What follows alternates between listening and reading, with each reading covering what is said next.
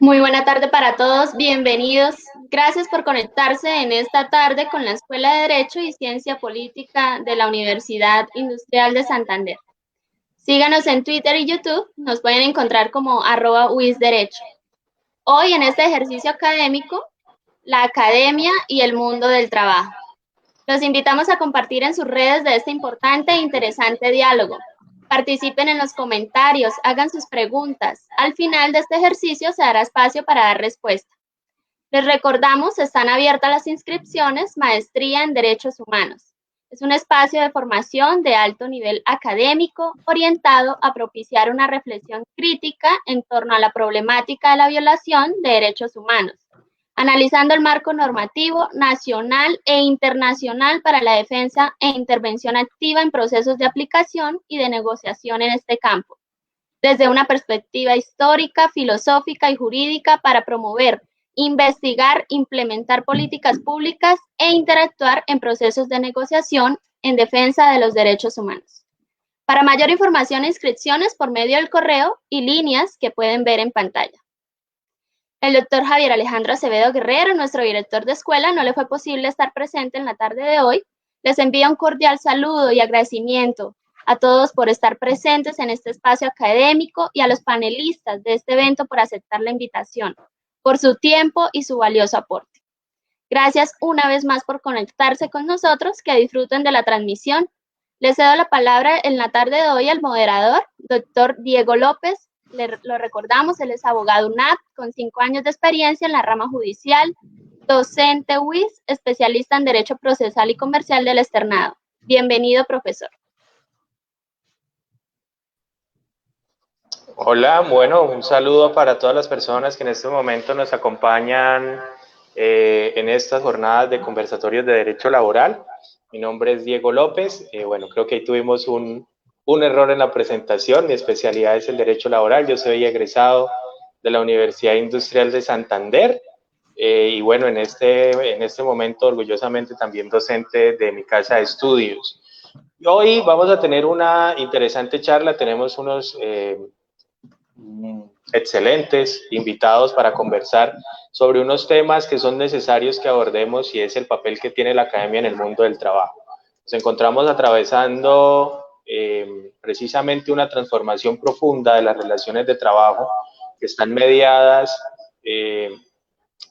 por supuesto, digamos, por esta revolución industrial en la que nos encontramos, por todo el trabajo digital y por también, digamos, una industria que cada vez le apuesta más a laboralizar, a generar unos procesos de tercerización, de subcontratación, digamos, retornando un poco a medidas de contratación civil, un poco abandonando estas esferas del derecho del trabajo. Hoy, pues, nos vamos a cuestionar con todos nuestros invitados cuál es el papel que tiene la academia, en especial frente a la formación del derecho del trabajo, qué abogados somos los que estamos construyendo, qué abogados también son los que se están formando en este momento en la academia, cuál es el rol que tiene la academia frente a la formación de los abogados, a qué le debe apostar también la academia en sus apuestas pedagógicas para el mundo del trabajo que actualmente se está construyendo y que obviamente esta pandemia nos ha demostrado que tiene muchas necesidades, ¿no? Bueno, ya haciendo esta introducción, me gustaría que presentáramos, Farley, a nuestros invitados del día de hoy. Sí, señor. Hoy contamos con la doctora Laura Mercedes Torres Parada. Ella nos acompaña desde la Universidad de Unisan Gil. Es abogada de la UNAP, magíster en Derecho de Familia de esta misma universidad, especialista en Derecho Administrativo de la Universidad Externado de Colombia y en Derecho Procesal Civil de la UNAP, docente y decana de la Facultad de Ciencias Jurídicas y Políticas. Gracias por aceptar la invitación. Bienvenida, doctora Laura. Nos acompaña también en la tarde de hoy la doctora Marely Celi. Ella es abogada, pedagoga, especialista en Derecho Administrativo, con estudios en Derecho Constitucional, maestra en Derechos Humanos y en Educación. Gracias por acompañarnos en la tarde de hoy. Nos acompaña el doctor Giovanni Paulo Víaz Romero. Él es docente de tiempo completo y coordinador de la Clínica Jurídica de Interés Público de la Fundación Universitaria de San Gil. Unisan Gil, abogado de Unisan Gil, especialista en Derecho Laboral y Seguridad Social. Maestrando en Derecho Laboral y Seguridad Social de la Universidad Libre Excepcional de Bogotá, conciliador en Derecho. Igualmente se encuentra con nosotros el doctor Carlos Guarnizo Rico, abogado, docente universitario, asesor de Federación Americana del Trabajo. Un placer tenerlos con nosotros en la tarde de hoy. Bienvenidos todos. Muchísimas gracias, Parley. Y bueno, ya como todos han escuchado y visto, nos encontramos con unos excelentes compañeros de conversatorio para el día de hoy. Agradecerle especialmente a la Universidad de San Gil, a Unisan Gil, por la presencia también en este espacio. De tiempo atrás, unos grandes aliados de la Universidad Industrial de Santander en estas apuestas por llevar la academia y la universidad precisamente a nuestras regiones. Y bueno, ¿qué les parece si damos inicio a este conversatorio? Yo quisiera comenzar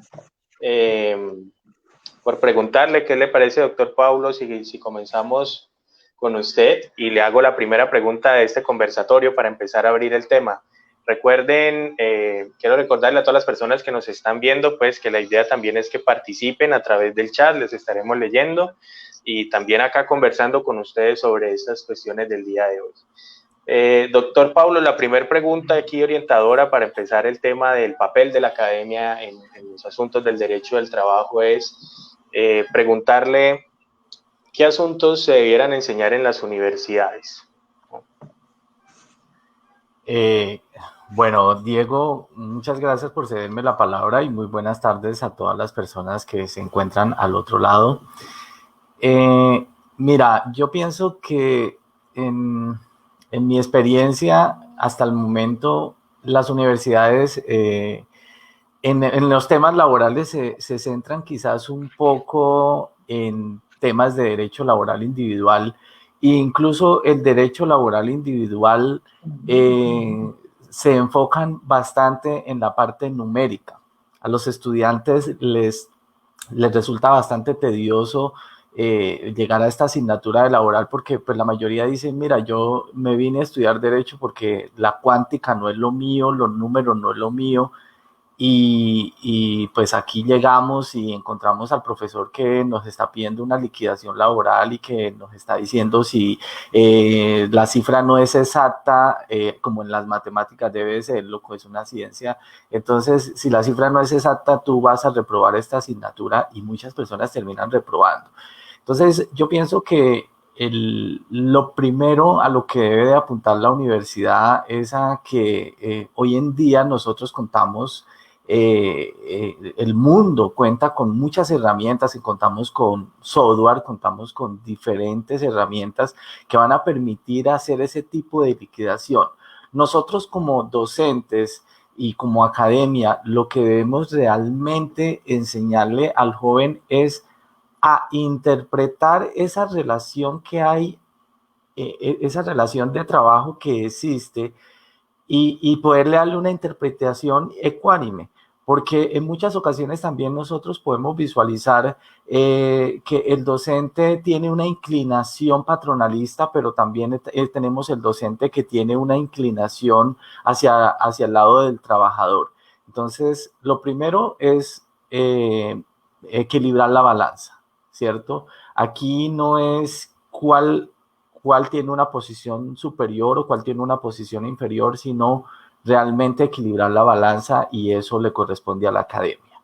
Y lo segundo es que la academia no puede seguir pensando en que los estudiantes sigan siendo liquidadores de nómina o sigan siendo liquidadores de prestaciones, de prestadores sociales, porque la transformación que debe dar la academia es a que se entienda.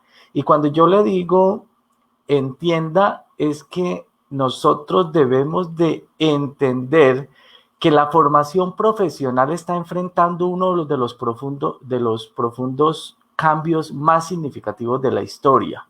El siglo XXI requiere de habilidades y competencias de una base mucho más compleja. O sea, estamos hablando, aquí hay una conjugación de técnica, de digitalismo y aquí hay algo bien importante y es el factor socioemocional. Entonces, creo que necesitamos abarcar muchos más aspectos, llegarle al estudiante para que pueda ser intérprete de muchos más aspectos y no convertirlo en esa máquina que está haciendo una liquidación y creer que el que está liquidando bien es que está entendiendo qué pasa en esa relación laboral que tiene un trasfondo muy interesante. Eso sería como manera de apertura para poderle dar el espacio a mis demás compañeros. Perfecto, profesor, muchísimas gracias. Esa es una excelente introducción a estas discusiones. Doctora Laura, su merced, bueno, funge en esos momentos como decana también de UniSangil, y quisiera preguntarle a usted cuál es la apuesta de la educación en la universidad en este siglo XXI, ¿en qué se están pensando los programas?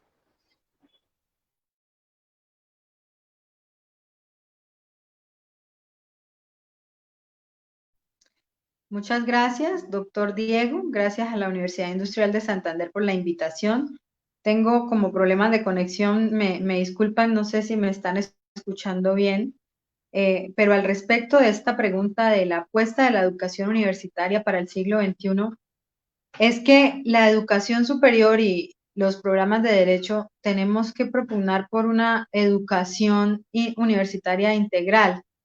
En este sentido es importante formar a nuestros estudiantes no solamente profesionalmente, sino también personal, desde una óptica personal, y el derecho lo que pide en este momento y esa educación para el siglo XXI, lo que pide es la ética que debe tener el estudiante y que debe tener el abogado, porque precisamente las condiciones del mundo, las condiciones de la sociedad, están necesitando y pidiendo a gritos que nosotros formemos estudiantes éticos. Claro, tienen que tener un conocimiento jurídico, un conocimiento disciplinar, pero la parte ética, la parte personal y los valores es algo importante y trascendental que requiere la sociedad. Y esto, pues, permite que el estudiante, lo que hemos dicho, no se quede solo en el papel, esa formación integral, sino que el estudiante también aprenda primero a conocer, aprenda a hacer y aprenda a vivir con otros. Eso es lo que hemos hablado y lo que nosotros desde la academia decimos que marca toda la educación que le tenemos que dar al estudiante, y es no quedarse solo en enseñarle, en el caso de derecho, reglas, normas, códigos, sino que también él pueda ponerse en el lugar del otro, que pueda ponerse en el lugar de la sociedad y formar abogados mucho más sociales que se puedan compenetrar con el entorno, y en este caso, pues desde el punto de vista de la academia, como decana de la Facultad de Derecho de UniSangil, pues nosotros hemos tratado de formar a nuestros estudiantes no solo en lo que tiene que ver con aspectos jurídicos, sino ayudando su formación desde la investigación, desde la proyección social, la extensión, para que tengan una mayor relación con la sociedad y que puedan realmente resolver esos problemas que el entorno tiene, ayudar a nuestra comunidad y realmente mejorar las condiciones de vida de la población, porque como yo siempre les digo a mis estudiantes cuando hablamos de los procesos de extensión que tenemos en la universidad, es que la formación del abogado es muy social, la labor nuestra como abogado realmente en principio es. Bueno, creo que la doctora Laura nos había advertido. Este no es una hora fácil para las conexiones, pero bueno, hacemos este esfuerzo también para poder llegar a todos ustedes y tener estos conversatorios. Bueno, esperamos que regrese la doctora Laura. Mientras tanto, quisiera preguntarle al maestro Carlos Guarnizo, también desde toda su experiencia como formador de formadores, como abogado, como litigante, como docente, como miembro también de construcción de muchos programas jurídicos en la academia, en especial en Bogotá. ¿Qué asuntos deben enseñarse en las universidades respecto del derecho del trabajo?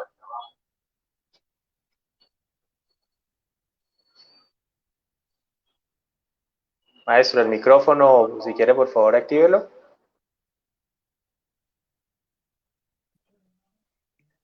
Bien, muy buenas tardes. Perfecto. A todos y todas. En relación con el tema, ¿qué nuevos asuntos o qué asuntos tratar en el derecho laboral en la academia, yo insistiría en el abordaje de los principios.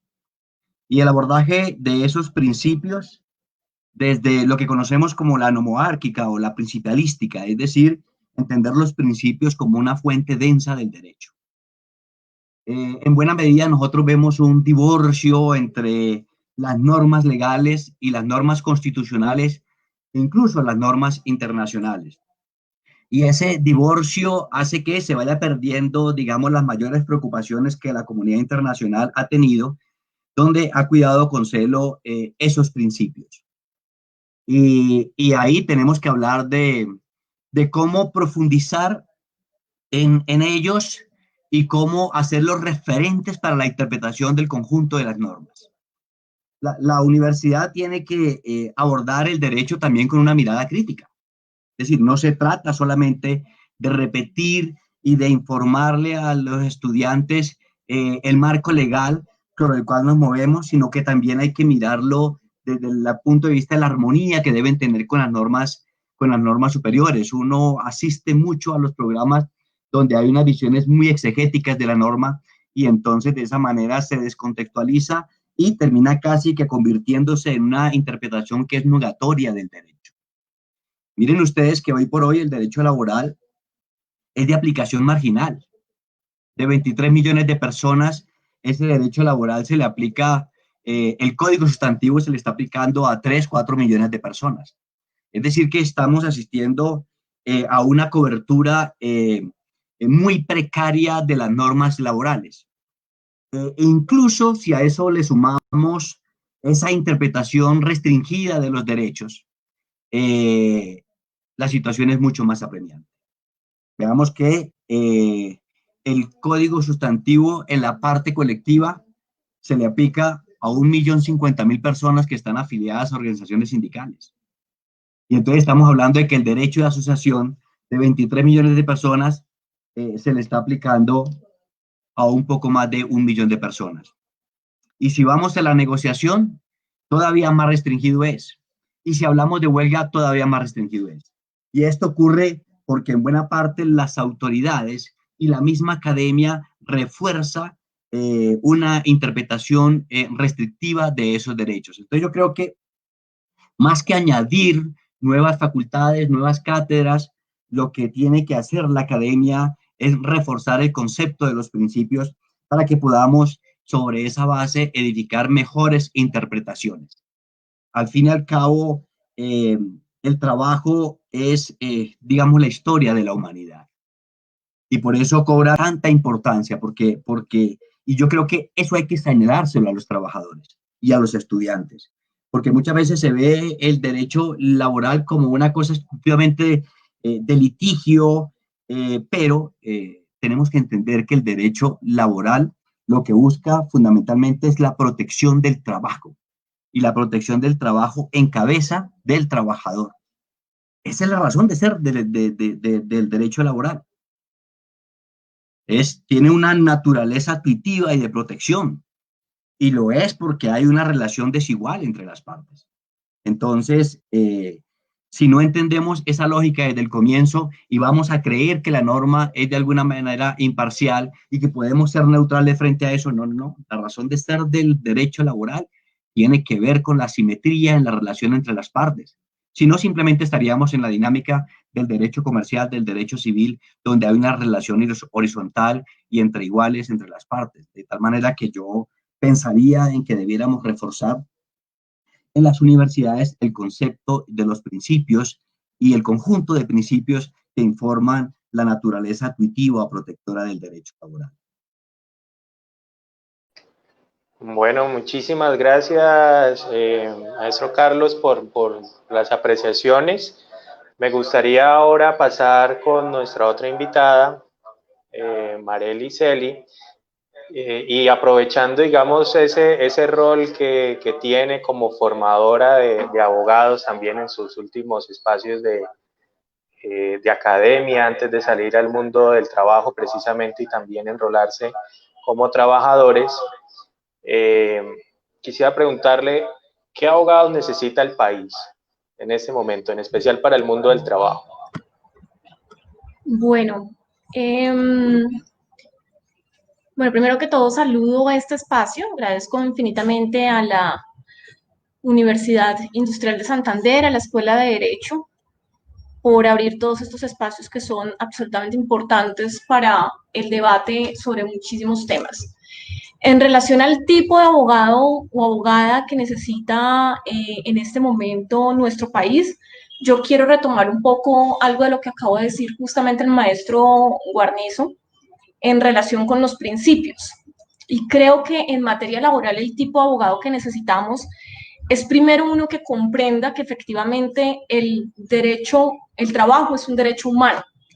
Y por ser un derecho humano, es un mecanismo precisamente para lograr la justicia social que implica, entre otras cosas, primero la responsabilidad, el reconocimiento de la responsabilidad internacional del Estado y, por supuesto, de la responsabilidad nacional del mismo Estado. Que necesitamos abogados que comprendan que el trabajo como derecho humano implica la obligación de la progresividad frente al mismo y adicionalmente el establecimiento de unas garantías materiales básicas para la efectividad. Es decir, la comprensión del trabajo y sobre todo necesitamos abogados que tengan la capacidad de entender que el trabajo no solamente garantiza la sobrevivencia, sino entre otras cosas garantiza la posibilidad de que una persona pueda acceder a otros derechos y por supuesto implica con ello incluso la realización en sí misma.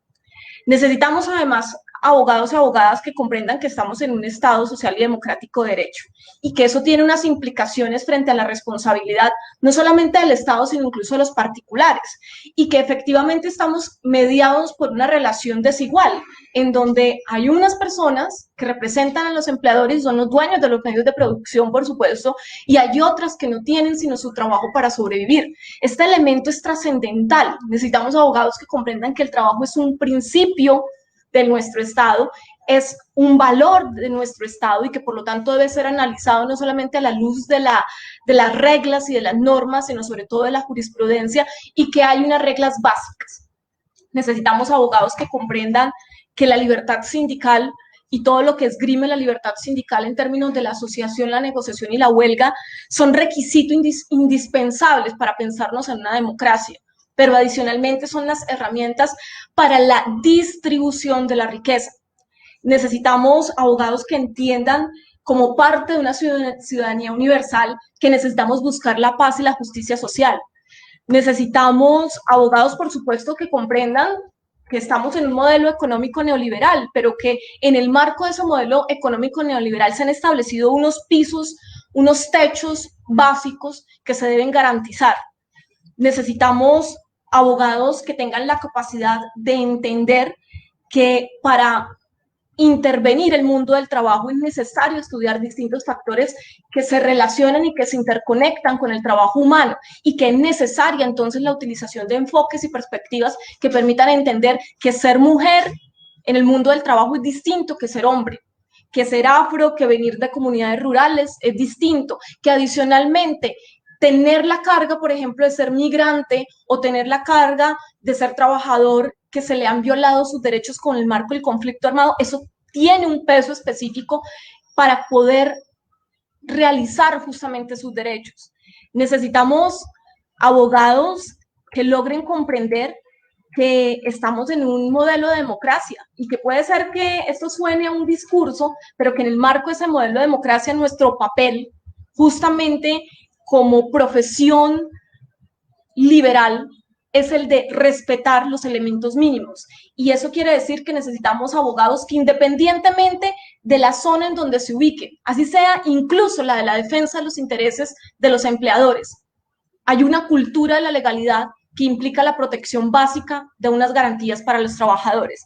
Y finalmente yo también quería decir, lo que menos necesitamos, lo que sí tengo clarísimo, lo que menos necesitamos es abogados que se proclamen ilusionistas del derecho, en palabras de Gabriel García Márquez. Es decir, necesitamos que los abogados dejen de pensarse en la forma cómo se puede destruir o pasar por alto principios y derechos que han sido precisamente el resultado de conquistas por parte de trabajadores y trabajadoras. Bueno, muchísimas gracias, Marely, por también compartir tus percepciones en estas primeras rondas de preguntas. Bueno, aprovechando aquí y haciendo la ronda nuevamente, yendo con el profesor Paulo, y un poco retomando todo esto que nos viene diciendo Marely respecto precisamente de qué tipo de abogado estamos construyendo y qué tipo de abogados necesitamos. Digamos que hay una discusión también profunda y que es bastante interesante que se da en la academia, y obviamente en especial, por ejemplo, en universidades que en algún momento se pensaron para la industria, como la Industrial de Santander, y es que debemos formar los abogados, debemos formar los profesionales, porque eso también va mucho más allá de los abogados, en relación a las necesidades de la industria, doctor Paulo, o debemos repensarnos en otro tipo de formación que no necesariamente esté hecha precisamente para lo que, y en esto abro comillas porque después de mucha discusión, para lo que necesitan las empresas afuera. Bueno, doctor Diego, para poder darle una respuesta precisa, yo quiero primero hacer como una enmarcación. Mira, yo mantengo mi posición que en el lapso nosotros de una generación seremos testigos de una obsolescencia masiva de muchas habilidades tradicionales debido a la digitalización, debido a la robotización y, por supuesto, a la cuarta generación o lo que llamamos nosotros inteligencia artificial.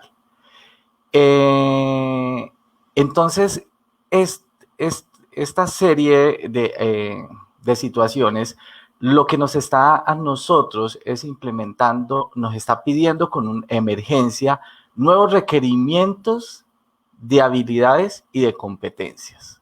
Al requerir nuevas habilidades y competencias, entonces esto nos está planteando sin duda la necesidad de gestionar la formación con nuevas estrategias y alianzas públicas y privadas con roles y papeles mucho más flexibles con el fin de tener la velocidad y la pertinencia que el mercado está demandando, ¿cierto? Entonces, ante esto, mira, yo pienso que para puntualizar en la respuesta, hay una necesidad impresionante. Hay una necesidad impresionante de alinearse mejor con las políticas de desarrollo productivo y los cambios tecnológicos, de apoyarse más fuertemente en el diálogo social, de tener marcos regulatorios adecuados y los recursos suficientes. Está la necesidad de mejorar la calidad y la eficacia de los sistemas, de impulsar formación dual o aprendizaje de calidad, a mi criterio, ¿sí? Y todo esto con un fin de que articulemos y podamos nosotros como academia darle lo que el nuevo mercado está necesitando. Si nosotros como academia no tenemos en cuenta la revolución, no estamos en revolución industrial de siglos pasados, estamos en la época de la inteligencia artificial y estamos en la cuarta revolución. Entonces, si nosotros desde la academia como docentes no le planteamos y no aterrizamos al estudiante en esa realidad que ya estamos viviendo y que vamos a vivir, por supuesto que no estamos entregando estudiantes que sean competitivos o que desarrollen habilidades competitivas al nuevo mercado. El nuevo mercado exige un estudiante o un abogado o un laboralista mucho más visionario y las empresas están necesitando otra serie de recursos humanos. El recurso humano está cambiando. Como le dije, mira, hace un momento, en este momento se necesita que hayan habilidades y competencias de base más compleja, como lo dije en la intervención pasada. Cuando yo hablo de una base más compleja, significa que técnica digital y socioemocionalmente nosotros preparemos a esa nueva persona que va a ocupar esas nuevas vacantes. Entonces las empresas, desde la academia necesitamos esa formación, las empresas lo están requiriendo porque hubo una transformación industrial ya que nos dejó botados, y por eso le digo, nosotros en unos años la obsolescencia nos va a llegar a nosotros, y nosotros tenemos que entregar esos nuevos jóvenes y esas nuevas personas para enfrentarse a un mundo laboral o a una inteligencia artificial que lo está requiriendo, y que nosotros no podemos seguir en este método arcaico en el que estamos formando cuando hay otros requerimientos del mercado, y por ende el mercado tiene unos nuevos requerimientos y nosotros no se los estamos aportando. Estamos arraigados en sistemas ambiguos. El mismo sistema colombiano desde el año de 1948 creó unas normas laborales, y estamos en mora de hacer una reforma a estas normas laborales, que pues les está pasando igual que el Código Civil. Datan los años, van pasando, les hacemos modificaciones cortas, pero no estamos preparados nosotros. El ser humano no está preparado para enfrentarse a ese nuevo requerimiento del mercado laboral. La jurisprudencia, la norma no está adaptada a esas nuevas formas de requerimiento, y miremos lo que nos está pasando hoy. Tenemos regulado el trabajo desde casa, normas que nos lo dan, pero que se llegó la hora, producto de una pandemia, de ir a trabajar a casa, y hay insuficiencia en la norma, hay vacíos, y no está preparado el mundo para esto, y para situaciones como la que estamos viviendo hoy y situaciones futuras. Es que debemos de prepararnos nosotros y debemos de preparar nuestros estudiantes. Muchísimas gracias, profesor Paulo. Quisiera ahora darle la palabra al maestro Guarnizo y preguntarle sobre el mismo tema, si las universidades deben formar abogados para esas necesidades de la industria e incluso adaptar los programas a este tipo de nuevas competencias y de nuevas habilidades, o a qué le debe apostar la formación del abogado en la academia. Miren, la humanidad desde el fondo de los tiempos ha estado mejorando la productividad. Cuando se inventó la rueda, fue una invención revolucionaria que todavía hoy tiene efectos. Y eso marcó la forma en que nos relacionamos con la naturaleza. Incluso cambió la forma en que nos relacionamos entre nosotros. Y ha ocurrido con muchas nuevas invenciones, innovaciones, porque cambian las fuerzas productivas. Sí. Y es lo que está ocurriendo con la revolución científico-técnica. Pero detrás de ese discurso de la revolución científico-técnica hay una narrativa empresarial que quiere arrasar con derechos laborales. Y esas dos cosas sí son bien distintas. Mire, cuando se me propuso el tema, trabajo y academia, pues por un momento pensé, dije, cualquier desprevenido dirá, bueno, incluso cualquier estudioso, ¿para qué abordar el tema de la academia y el tema del trabajo? Si la academia existe desde Platón y Aristóteles, y ellos sí que profundizaron en el concepto de academia. Y el trabajo, pues, es la historia de la humanidad, lo dije hace un momento. Y entonces, ¿para qué volver a algo que ha sido tan trillado por la universidad? Y cuando uno se hace esa pregunta y ya casi que va a responder que no es necesario, uno se encuentra que abordar esa relación no solo es necesario, sino que es sobre todo urgente. Y lo es porque tanto la academia como el trabajo se han banalizado. Y vuelvo un poco aquí al relato empresarial. Mire, el capital padece un adanismo, y el adanismo es ese mal que nos hace creer que todo nació con nosotros. Sí. Y entonces así el capital se reclama el origen del trabajo. Y ellos dicen, generamos empleo. Los empresarios producimos la riqueza. La tecnología que desarrollamos porque pues es el capital el que la desarrolla, no los trabajadores, reemplazan números industriales puestos de trabajo y se asiste al fin del trabajo. Desde entonces estamos cambiando competencias, desde entonces estamos cambiando actividades. El hombre en algún momento dominó el fuego y hoy ya nadie prende fuego con 2 piedritas y un palo. No, esas actividades van desapareciendo. Todo el tiempo van surgiendo nuevas actividades y se requieren nuevas destrezas todo el tiempo. Pero eso no quiere señalar que por esa razón debamos abandonar los derechos del trabajo. Y entonces, con esa lógica, el trabajo pierde la importancia y la centralidad que ha ocupado hasta ahora. ¿Sí? Pero de otro lado, la academia se ha vuelto funcional al capital.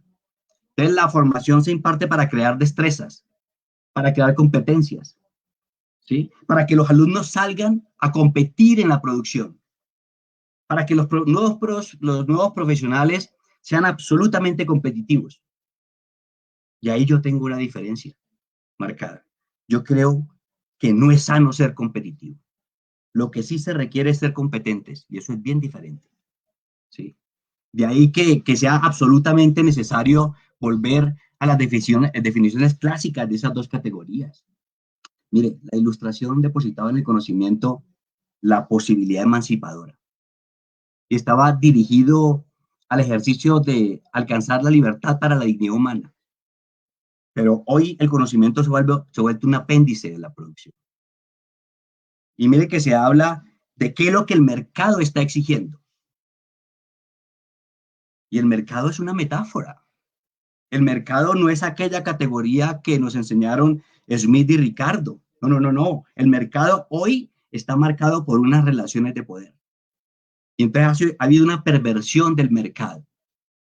Y se habla de que tenemos que seguir flexibilizando las relaciones de trabajo. Y con ese discurso empresarial que además maneja un paralenguaje, que desconceptualiza las categorías laborales. Entonces, hoy se habla del emprendedor, hoy se habla del colaborador, cuando en realidad son trabajadores. Y entonces se maneja ese discurso para también afectar la subjetividad de esos trabajadores. Pensemos nomás en lo que está ocurriendo con Rappi, con quienes estamos trabajando. Entonces, de esa manera, la educación para liberar muta hacia una instrucción profesional mediante modelos estandarizados. Y tenemos que pensar en que se requiere la protección de esos trabajadores. Y se dice de manera recurrente que es que esa protección o ese régimen rígido hace perder competitividad. Cuando uno hace un mapeo de los países más competitivos del mundo, se encuentra con que son los países que más protección de los derechos laborales tienen. Cuando uno mira cuáles son los países que están en el ranking de la productividad en el mundo, se encuentra con que hay una relación muy fuerte con la negociación colectiva, con la densidad sindical. Entonces no hay tal, ¿sí? No hay tal perjuicio de los derechos laborales. No hay una inconformidad entre la productividad y los derechos laborales. Esa es una distorsión que hay de la interpretación. Y precisamente hablaba de los principios porque hoy asistimos a una civilización de las relaciones laborales. Y entonces la universidad no tiene que convertirse en un apéndice de la producción. La universidad no tiene que estarse únicamente al relato de las empresas. Por supuesto que hay que defender las empresas, ni más faltaba. Que no se vaya a entender que estoy contra las empresas. Contra lo que estoy definitivamente es con que la universidad tenga un discurso que quiere minimizar los derechos laborales.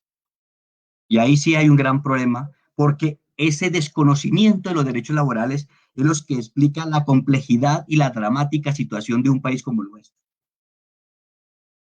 Porque en la medida en que desaparecen los derechos, se van a promocionar o se van a compelir a las personas a que incurran en acciones de hecho. Porque los derechos buscan las fisuras que tiene el establecimiento para lograrse. Y entonces, aquí es donde tenemos que salir a defender. Si queremos constituir un país más igualitario, si queremos crear un país que sea capaz de desarrollarse, ese desarrollo pasa por el respeto de los derechos laborales. ¿Sí? Y eso no riñe de ninguna manera con la competitividad de las empresas, con el desarrollo de un país. Por el contrario, la competitividad de las empresas pasa por eso. Miren ustedes que pese a todas el desamparo en que han estado los trabajadores, todo el desmonte, las garantías de los trabajadores no ha servido para que Colombia sea más competitivo. Porque es que eso nos obliga también a mirar lo que es interdisciplinario. Porque es que hablamos del país como si fuera una isla. Hablamos de la revolución tecnológica y hablamos de la globalización, pero cuando hablamos de derecho, entonces ahí empezamos a pensar como con cierta insularidad, como si estuviéramos divorciados del contexto mundial. Los derechos humanos se globalizaron mucho antes que la economía. ¿Sí? Y los países que han atendido la vigencia de esos derechos humanos son los más desarrollados. Entonces, no son estos principios que estamos invocando los que están generando la falta de competitividad en el país, sino es el abandono de esos principios los que generan estas distorsiones en la economía, esta falta de progresividad de las empresas y esta falta de progresividad, por supuesto, de los derechos laborales.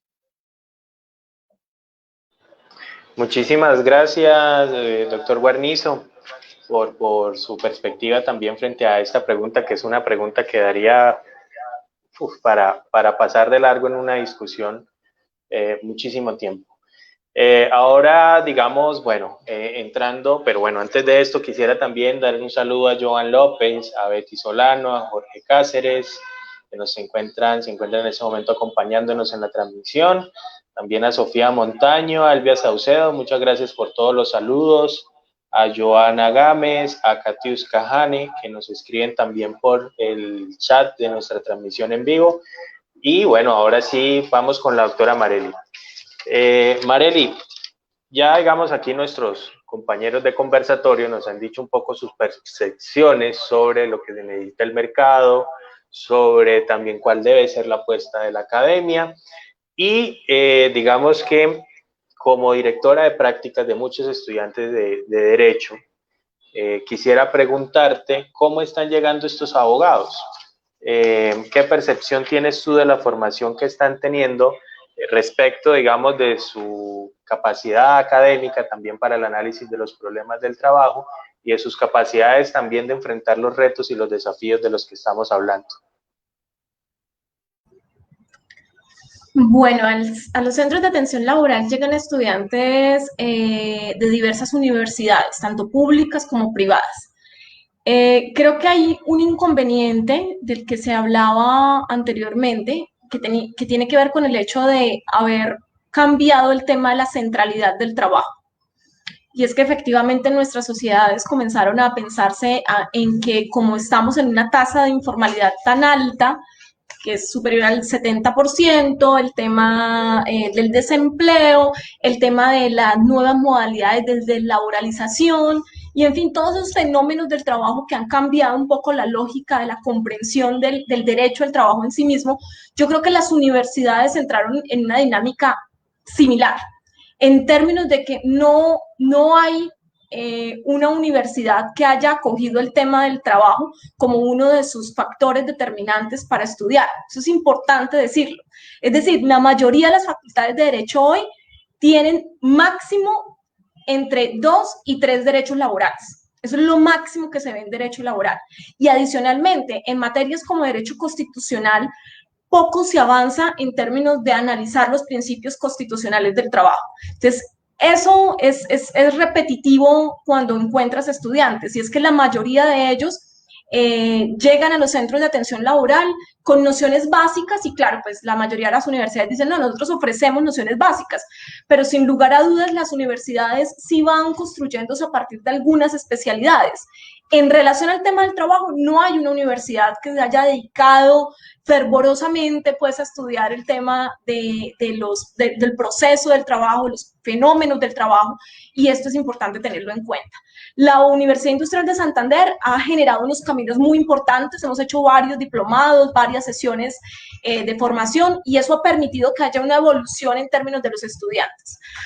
Otro tema que es bastante interesante en relación a los estudiantes, y es que muchas veces se desestima el tema, por ejemplo, de las prestaciones sociales y económicas.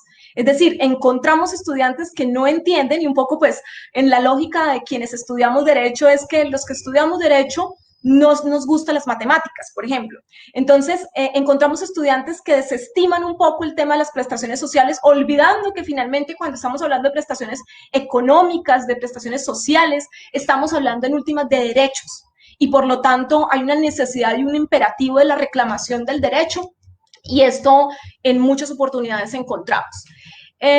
Nos llegan muchos estudiantes con una sensación de derrota frente al país, y esto también es bastante paradójico en relación al momento en el que estamos. Muchos estudiantes llegan con una concepción de que no hay nada por hacer, de que finalmente hay unas relaciones de desigualdad, y ellos lo que van a hacer es a tratar quizás de encontrar algunas herramientas para defender algunos derechos, pero que hay un escenario casi desierto en el que no es posible que germinen nuevas posibilidades.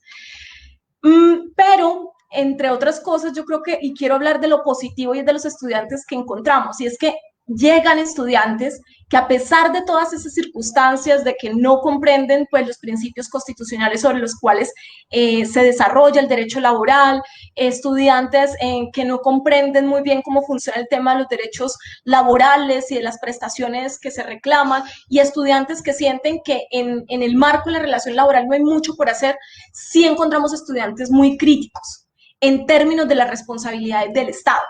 Esto es muy importante en aras de iniciar un proceso con ellos también de cómo el Estado se involucra en términos de estas responsabilidades.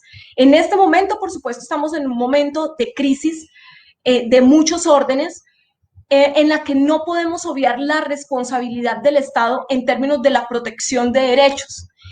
Y sobre todas las cosas, una responsabilidad del Estado que no puede pasar sencillamente como para la realización de acciones sin necesidad de evaluar, como fue lo mucho de lo que ha sucedido precisamente durante el tiempo de emergencia declarada por parte del presidente actual.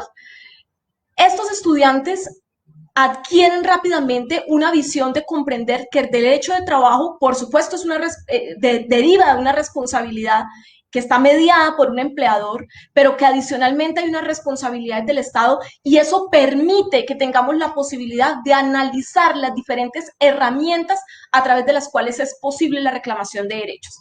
Entonces, bueno, yo diría que además de todo, y creo que es la apuesta más importante, en la que he estado durante los últimos años en los centros de atención laboral, y es que encontramos juventudes con ganas de reclamar, juventudes que una vez entienden un poco cómo funciona el mundo del trabajo, tienen una disposición muy importante para continuar defendiendo derechos laborales. Por ello, de las más de 200 practicantes y practicantes hombres que han pasado por nuestro espacio, siempre hemos tenido una luz de esperanza en términos de la protección de los derechos de los trabajadores, del reconocimiento de las libertades sindicales, e incluso de algunos que se han dedicado pues a asesorar y apoyar empresarios de la posibilidad de insertar una cultura de la legalidad que permita, por supuesto, incluso la productividad de la que se habla y de la que a veces pareciera que se esquivara, que productividad no es igual a garantía de derechos laborales. Entonces es una muy buena oportunidad pues para decir que creo que tenemos toda una ciudadanía joven que tiene la capacidad de repensarse en modelos laborales, en reclamar sus derechos y sobre todo en solidarizarse con la causa de los otros y de las otras. Bueno, creo que quedamos con un panorama supremamente completo de este asunto de las formaciones y las necesidades del trabajo y academia. Muchísimas gracias a todos ustedes por las intervenciones. Les propongo una última ronda de preguntas para aportarle aquí a quienes nos están viendo y obviamente para quienes de manera posterior también quieran revisar este video y ahondar en la temática que les proponemos para el día de hoy. Quisiera aprovechar y preguntarle al maestro Guarnizo, hablando un poco y retomando un poco lo que hablaba el profesor Paulo sobre el tema de la formación dual, de la formación de calidad, de la formación integral que debe tener el abogado. Si es necesario que en la formación del derecho del trabajo, y creo que en esto pues todos coincidimos de lo que les he escuchado, que va también mucho más allá de los temas laborales, se requiere que se forme también al profesional en derecho en temas políticos, económicos, sociológicos y filosóficos.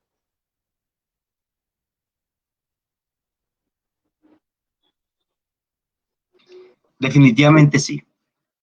La complejidad, no solo en las relaciones laborales, sino del mundo, exige que abordemos el mundo del trabajo desde diferentes perspectivas, porque el derecho no lo puede abarcar todo. El mundo no puede caber en un inciso. Y ahí es donde tenemos muchas limitaciones con los temas de interpretación del derecho, porque básicamente hay una edificación de la apreciación de las normas desde el punto de vista legal. Y ahí hay unos problemas. Y entonces, por supuesto que se requiere de la filosofía. Piénsese nomás en lo importante que es introducir la discusión desde la perspectiva sociológica y ontológica del trabajo. Es decir, con mucho, es usual que nos estén hablando que el trabajo cambió, que el trabajo va a desaparecer, que la esencia desapareció. Y entonces la ontología nos permite aproximarnos a esa realidad, si es que de verdad estamos frente a un cambio en la esencia del trabajo o no. O si de pronto a lo que estamos asistiendo es a un cambio de las empresas o a un cambio en la organización del trabajo. Y esos son dos cosas distintas. Y entonces ahí requerimos de la filosofía. Requerimos de la sociología para entender la forma de organización de los trabajadores. Requerimos de la sociología para entender la forma de organización de las empresas. ¿Sí? Las empresas acuñaron hace mucho rato el concepto de la reinvención, de la reingeniería, ¿sí? Porque se están adecuando a nuevas dinámicas. ¿Sí? Y por supuesto que eso implica que el trabajo también tenga que adecuarse a nuevas dinámicas. Y ese adecuarse implica también nuevas formas de organización. Y ahí estoy perfectamente de acuerdo con que el marco legal nuestro no permite nuevas formas de organización. Y si a eso le sumamos el parroquialismo que hay de la doctrina nacional y de la misma jurisprudencia, pues más dificultades vamos a tener para encontrar nuevas formas de organización de los trabajadores y nuevas formas de organización de las empresas. La sociología tiene mucho que jugar ahí. La economía, sí. Si nosotros queremos entender las dinámicas y las tensiones en el mundo del trabajo entre el capital y el trabajo, tenemos que ver la taxonomía del lucro de las empresas.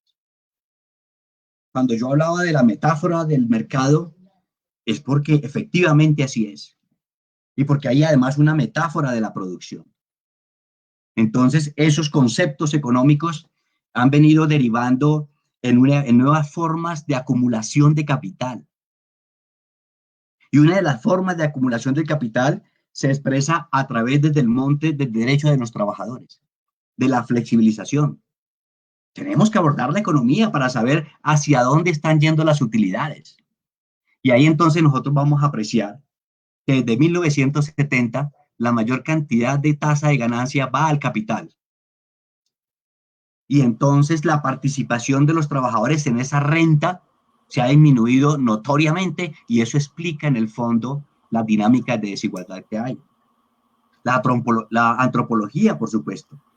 Y entonces tenemos que pensar en que la complejidad del mundo del trabajo, y no podemos caer en categorías reduccionistas, tiene que abordarse desde muchas aristas, desde muchas disciplinas. Pero además el profesional del derecho tiene que salir del código y tiene que salir del escritorio. O sea, yo no entiendo un abogado laboralista que no vaya a una plantación. Yo no entiendo un abogado laboralista que no se meta a un socavón, que no vaya a una mina, que no vaya a una factoría, ¿sí? Porque es ahí donde se desarrolla el trabajo.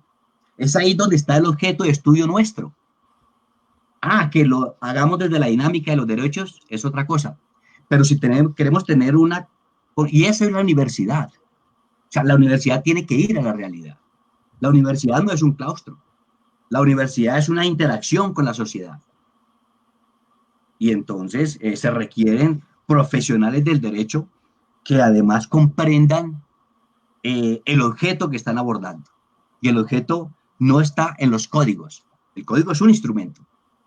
Pero el objeto de estudio nuestro está todos los días en la calle, está en la casa, está en las montañas, está en las minas, y nosotros tenemos que llegar allá para comprender cómo vive un trabajador y por qué pensar en los derechos de ese trabajador, para comprender cómo impacta la interpretación que nosotros tenemos de los derechos a esa persona que es el objeto de estudio nuestro.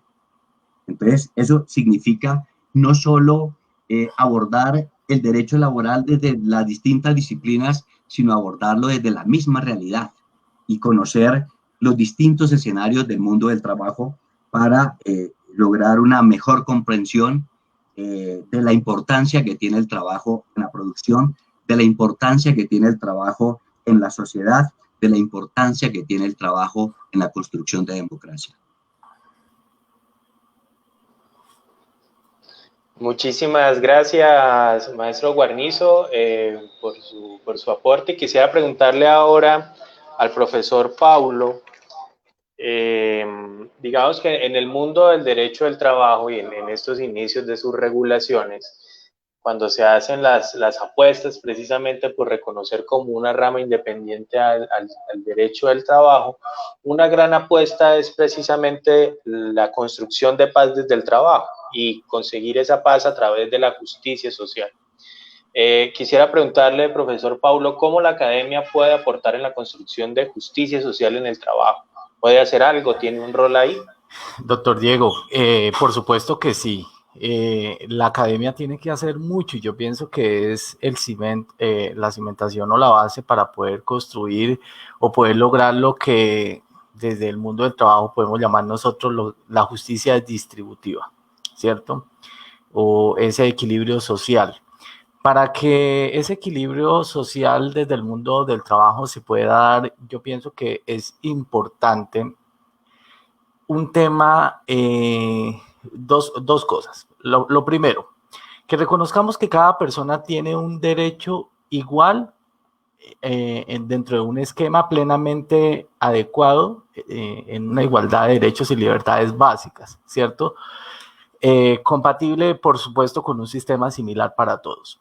Y en lo segundo, que nosotros podamos hacer entender que las desigualdades sociales y económicas deben de satisfacer dos condiciones. La primera de ellas es que deben de estar ajenas a oficios y posiciones abiertos a todos bajo sus condiciones de una igualdad de oportunidades, y la segunda, que deben de redundar en beneficio de los menos aventajados miembros de una sociedad.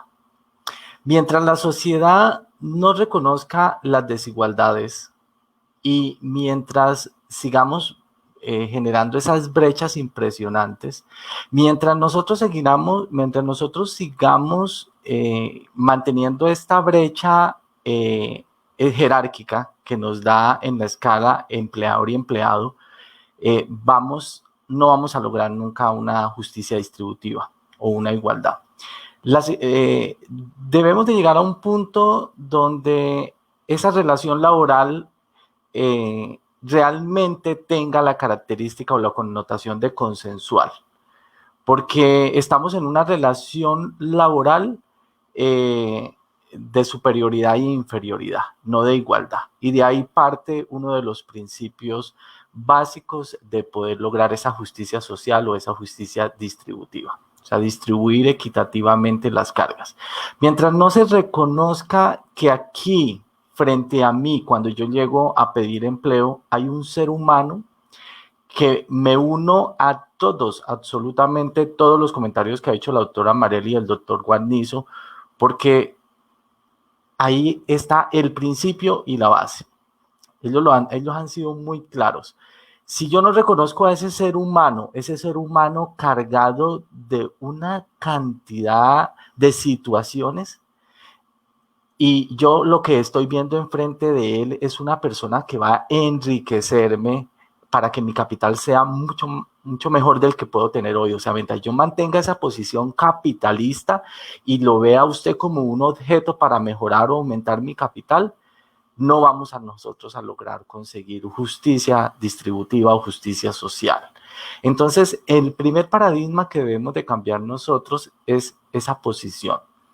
Nosotros estamos frente a una generación excelente. Es una generación que, como lo dije hace un momento, ya nosotros estamos en un tiempo, estaremos obsoletos, estaremos en la obsolescencia.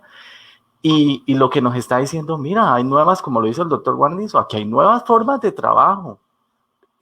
¿Y qué está pasando? Los chicos, nosotros ya no estamos viendo chicos que quieren cotizar sus 1.300 semanas y jubilarse o pensionarse a cierta edad. Ya no estamos viendo jóvenes bajo esos modelos clásicos que van a las empresas y cumplen 8 horas diarias, unas extras, y que quieren durar 5, 10, 15, 20 años o toda su vida laboral en una organización, en una estructura. Estamos viendo otro joven, un joven con una posición diferente, una mirada diferente, un joven avanzado y un joven que quiere transformarnos a nosotros, y es muy válido, y nos lo está logrando. Vamos en una generación superior a nivel industrial, a nivel generacional, a nivel informático, y nos lo quieren hacer. Pero yo pienso que desde la academia tenemos que ir construyendo esa visión o ese sueño que tiene el joven, y es de llevarnos a unas esferas, a unos esquemas totalmente diferentes. Y al llevarnos a esos esquemas totalmente diferentes, pues repito la primera parte, quitemos esa brecha diferencial, situémonos enfrente de dos seres humanos, uno que busca la fuerza de trabajo y el otro que necesita su fuerza de trabajo por el factor salarial o por el factor ocupacional o por otros factores, pero de entrada, pues el salario, el ser asalariado significa que lo necesito para sobrevivir. En eso coincido con la doctora Marelli. El ser humano necesita, el trabajo engrandece, el trabajo lo hace dignificante y es necesario, pero él no puede seguir ese objeto del capitalista. Él necesita ser ese aliado del capitalista, esas figuras del señor y del vasallo que se convirtieron después en el capitalismo, en el capitalista y en el manufacturero o el productor. Yo pienso que ya no estamos en las épocas de Carlos Marx con su libro El Capital. Estamos en otra época. A eso tenemos que preparar la academia, tenemos que marchar con una nueva generación, construir una nueva generación, hacerle entender a ese nuevo joven que la primera brecha que tenemos que cortar es esa diferencia tan grande, que el de arriba entienda que podemos estar en igualdad, que yo le puedo aportar bastante como ser humano y más como trabajador, que es lo que a él le interesa, pero que él no se puede seguir enriqueciendo o aumentando su capital a costa de mi trabajo, ¿cierto? Y que cuando yo llegue a viejo, entonces yo incluso vemos situaciones hoy en día, personas que no consiguieron su pensión, pero el capitalista sí, cada día tiene más empresas, más carros, más casas. Entonces yo pienso que la primera brecha para lograr una justicia distributiva la encontramos ahí, lograr un juego de roles mucho más equitativo. Después de lograr ese juego de roles un poco más equitativo, es el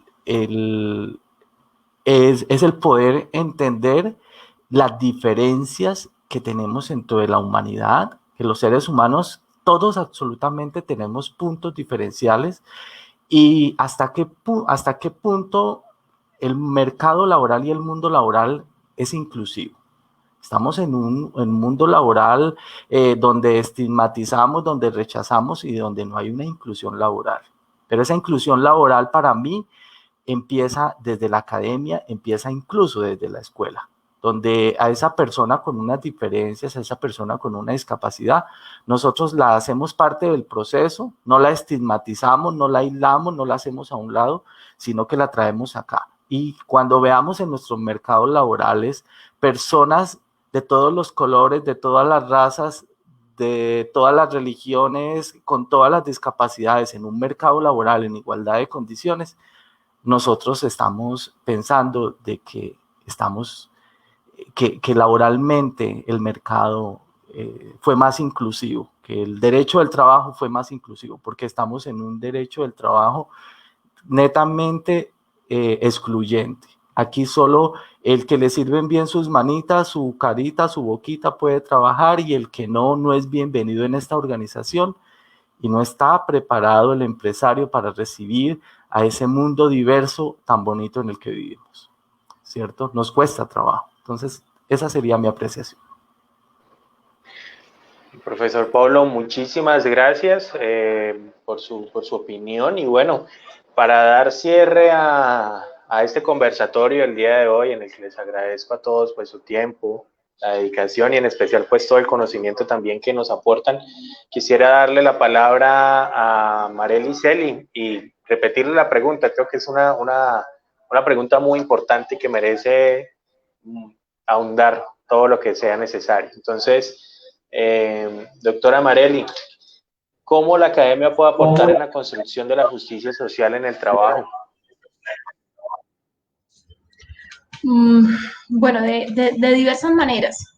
La academia y en particular la universidad, apropiando herramientas para tener la posibilidad de demostrar que hay mundos y mundos distintos, plurales, con singularidades distintos, que hay lugar también para conocer realidades diferentes. Yo creo que la universidad brinda precisamente esa posibilidad, el tema de la pluralidad y de la diversidad. Yo tengo varios conflictos en relación al tema de la academia y en particular con el sistema educativo, porque creo que usualmente nuestro modelo educativo en Colombia está fundamentado no en el desarrollo humano, es decir, no en la construcción de sujetos, sino infortunadamente en la preparación para la producción y para el trabajo. Y creo que eso dificulta la posibilidad de la construcción de ciudadanía. Sin embargo, creo que la academia debe jugar un papel trascendental en la ubicación de enfoques pedagógicos críticos, bien sea precisamente constructivistas o bien sea que ellos sean alternativos. En mi caso, yo preferiría, por supuesto, que fueran de educación popular, y con ello digo, la academia debería aportar oportunidades para la transformación de la realidad. Y en ese sentido, exhorto pues a pensarnos en una academia que tenga la capacidad justamente de repensarse en mecanismos a través de los cuales es posible la superación de la pobreza, es posible la distribución de la riqueza y que por lo tanto es posible lograr los fines últimos, que son justamente la justicia social. Yo pienso que la academia, entre otras cosas, brinda la posibilidad del reconocimiento, obviamente una academia basada en enfoques claros, en enfoques críticos, en enfoques constructivistas, debe brindar la posibilidad de que los sujetos no solamente se piensen en la modalidad de cómo mejoran sus condiciones de vida, sino a su turno cómo el mejoramiento de sus condiciones de vida pasa por la necesidad de mejorar las condiciones de vida de otros y de otras. Eso es trascendental en la construcción de subjetividad política y en el fortalecimiento de ella misma. La academia brinda también para la justicia social la posibilidad de analizar y de entender distintos fenómenos sociales. Y por lo tanto también la universidad genera la posibilidad de que podamos pensar colectivamente y participativamente en cuáles son las herramientas desde lo científico, desde lo práctico y desde los saberes populares también, de cómo trascender a resolver los problemas que nos afectan en este momento, los problemas más graves, y que no pasan sencillamente por resolver escenarios materiales o económicos, sino incluso que pasan por resolver el modelo de participación ciudadana, por ejemplo, la forma como es posible tener un gobierno más justo, la forma como es posible que nos organicemos en torno a la reclamación de derechos colectivos. La academia además, y yo creo que esto es un valor muy importante, por lo menos yo lo viví cuando fui universitaria, por ejemplo, la academia brinda la posibilidad de encontrar distintos enfoques y miradas para entender el mundo. Enfoques desde la comprensión de que Colombia tiene una ruralidad, y es más, que Colombia es un país rural, la comprensión del conflicto armado, por ejemplo, la comprensión de lo étnico, la comprensión de las estructuras que pasan por el machismo y por el patriarcado, la comprensión de distintas orientaciones sexuales, la comprensión de situaciones de violencia estructural y de violencia digamos, en escenarios más micros. La academia nos brinda muchas posibilidades para lograr promover la justicia social.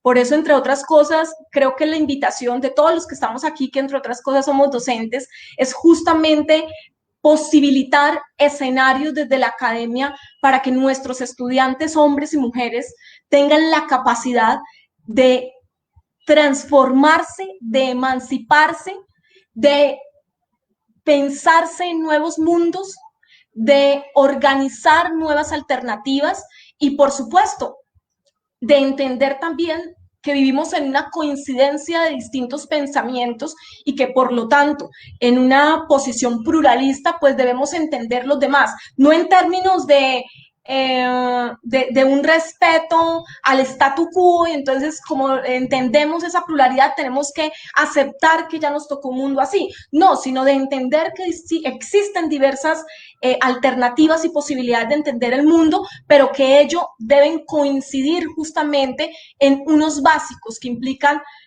el modelo de Estado, que implican la democracia, que implican el respeto de derechos humanos básicos, que implican la transversalidad y la comprensión del mundo desde enfoques, que implican la necesidad también de la transformación social para la sostenibilidad y que implican, por supuesto, la necesidad de la comprensión de la justicia desde unos principios que corresponden a la solidaridad, al humanismo, al civilismo. Creo yo entonces en ese sentido que la academia tiene mucho por aportar. Ahora, la academia también está superpuesta a otros valores y pues bueno, frente a esos valores, frente a esos intereses, pues obviamente tendremos que trabajar fuertemente, entre otras cosas, para que logre tener un enfoque, unas condiciones laborales para los docentes, unas inversiones básicas para la investigación, un aprovechamiento de oportunidades para aquellos que no tienen la posibilidad de acceder a la academia, una garantía para aquellos que lograron acceder pero no tienen la posibilidad de mantenerse, en fin, otros elementos para poder pensarnos justamente en que la academia logre esos valores de los que hablo y que están alineados justamente con el tema de la justicia social. Bueno, doctora Marely, muchísimas gracias por tu respuesta y por participar nuevamente en estos espacios de conversatorios de derecho laboral. Al maestro Carlos Guarnizo agradecerle, al profesor Pablo y también a Marely por acompañarnos en este conversatorio que ya pues finalizamos. Bueno, no sé si se quisieran despedir, creo que me parecería adecuado. Profesor Pablo, muchísimas gracias. Doctor, mira, de parte, doctor Diego, de parte de la doctora Laura Mercedes Torres Parada, que es la decana de la Facultad de Ciencias Jurídicas y Políticas, les envía una excusa así de grande. Pues la doctora me disculpan, les explico un poco. Ella está ubicada en una finca a las afueras de San Gil, ella vive allí, y eso a veces le hace que se dificulte un poco la conectividad o cuando tiene este tipo de situaciones que le ha pasado en algunas. Sin embargo, dice que pues esta página de pronto le costó mucho más trabajo poder acceder. Les envía un saludo muy grande y les envía las excusas por no haber hecho su participación como se tenía previsto de parte de ella y de parte de nuestra universidad. De mi parte, darle las gracias al doctor Diego, a la doctora Marelli y al doctor Carlos. Excelente haber tenido la oportunidad de estar compartiendo este tema tan bonito y tan interesante con ustedes, y sobre todo gracias a la Universidad Industrial de Santander por abrir estos espacios tan significativos como lo han dicho todos en el chat y tan importantes, pero también más allá de todo esto que he nombrado, lo más importante, gracias a quienes les interesa el tema y a quienes están en esta sala interesados en construir un mundo del trabajo mejor, que eso es lo que realmente nos interesa, por lo menos el día de hoy. ¿Listo? Muy amable. Muchísimas gracias, profesor Pablo, y bueno, a la doctora Laura, que por supuesto es completamente normal pues tener problemas de conectividad. Bueno, la esperaremos en un siguiente escenario. Es muy importante para nosotros contar con la presencia de ella aquí en la Universidad Industrial de Santander. Doctor Carlos, también agradecerle.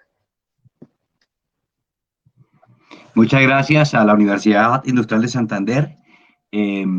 Y en relación con la última pregunta, básteme cerrar con una afirmación del Acta de Constitución de la OIT, que además fue el resultado de un tratado de paz, el Tratado de Versalles, que terminó con la Primera Guerra Mundial. Y dice, considerando que la paz universal y permanente solo puede basarse en la justicia social, y viene pues todo el conjunto de derechos. Muchas gracias. Ha sido muy interesante compartir la perspectiva que cada uno de ustedes tiene sobre el mundo del trabajo, y esa diversidad nos permitirá enriquecernos y en el camino encontrar puntos de acuerdo para lograr una mejor aplicación de los derechos laborales. Muchas gracias a todos. Bueno, y antes de darle aquí la palabra también a nuestro director, que tuvo problemas al iniciar en temas de conexión, pero que nos acompañó toda la jornada, y pues a quien agradezco también la posibilidad de desarrollar estos espacios académicos. Marelli, muchísimas gracias también por el tiempo y la participación. No, muchas gracias a la universidad y en especial a la Escuela de Derecho. Yo creo que durante los últimos años hemos hecho una apuesta muy importante precisamente para formar abogados y abogadas al servicio de la clase trabajadora. Me siento muy orgullosa de ello porque, entre otras cosas, pues por supuesto hago parte de la escuela, pero además siento que la universidad pública en esto tiene una apuesta muy interesante para favorecer justamente la justicia social. Entonces les agradezco infinitamente la invitación a estos espacios, y por supuesto siempre los centros de atención laboral, la Escuela Nacional Sindical, estarán prestos para atender este tipo de invitaciones, para reflexionar y sobre todo para seguir dejando pues como un mensaje de esperanza en términos de que la academia tiene mucho que aportar al mundo del trabajo, tiene mucho que aportar en términos de la construcción de una mejor sociedad y por supuesto de la defensa de los principios básicos de nuestro Estado. Así que mil gracias. Bueno, y ahora le doy la palabra ya a nuestro director de escuela, el profesor Javier Alejandro Acevedo, para que nos finalice el evento. Profesor. Bueno, muy buenas noches. Me alegra mucho estar con ustedes. Un saludo a todos los que se han conectado a este ejercicio tan interesante que he seguido durante esta hora y media, y quiero especialmente agradecer a todos los invitados, al profesor Guarnizo, a Marelli, por supuesto a Diego, y al doctor de Unisangil, qué pena. Al doctor Pablo. Al doctor Pablo, bienvenido y muchas gracias por su colaboración y apoyo. Yo quiero destacar algo y me parece importante como para cerrar, y es que definitivamente si queremos cambiar el derecho y si queremos verdaderamente impactar en una reforma de la justicia, tenemos que empezar por la educación. Tenemos que preparar a los futuros abogados para el nuevo derecho. Yo creo que si queremos de verdad preparar a los abogados para el nuevo derecho, necesariamente tenemos que empezar desde acá, tenemos que empezar desde las aulas universitarias a forjar ese nuevo abogado para ese nuevo derecho. Y ese es el gran reto que tenemos. Yo creo, y así lo hemos visto, y yo creo que con Diego lo hemos hablado en varias oportunidades, esta situación particular de la pandemia, este confinamiento obligado, donde hemos venido echando mano de estas nuevas tecnologías, de estos ejercicios que estamos realizando, nos está precisamente orientando hacia allá, hacia la formación de esos nuevos abogados. Son oportunidades que tenemos precisamente de empezar a forjar ese nuevo abogado, ese para que practique o lleve a la realidad ese nuevo derecho. Y por supuesto, hablar de un nuevo abogado es hablar de un abogado con una nueva ética. Es algo fundamental. Yo creo que es algo a lo cual ustedes han apuntado y yo también lo creo. Necesitamos un abogado con unos fundamentos éticos distintos, con unas lógicas en su actuar profesional distintos a los que hoy en día tenemos y a los que socialmente hoy se reconoce al abogado exitoso. Entonces, felicito este tipo de eventos, felicito al profesor Diego y a todos los que bien han tenido a abrir y colaborar en estos espacios. Y créanme que esa es la función de la universidad pública. Y yo creo que como ninguna otra es la universidad pública la que tiene el deber de crear ese nuevo abogado para ese nuevo derecho. De lo contrario, no vamos a lograr absolutamente nada y vamos a seguir como en un círculo vicioso, año tras año, década tras década, perdidas sencillamente en un mare magnum de normas que no nos llevan a ninguna parte ni nos construyen como una mejor sociedad. Ese es el sentido y yo creo que ese es el compromiso y el reto que tenemos desde la academia como profesores, como académicos. Muchísimas gracias de nuevo a todos. Marely, muy amable por acompañarnos nuevamente y qué bien la voz femenina también en estos ejercicios. Muchas gracias Diego.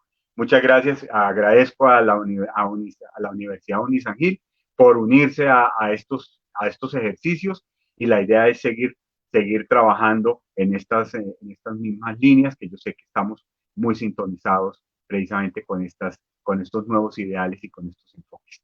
Muchas gracias. Bueno, profe, ¿no? Y ya para cerrar, recordarle a todas las personas que nos están viendo que se encuentran abiertas las inscripciones a la maestría de Derechos Humanos y que el viernes además tendremos un foro también por la página de la Escuela de Derecho de Congreso y Pandemia. Bueno, ya con esto finalizamos. Un abrazo y feliz resto de noche para todos y para todas.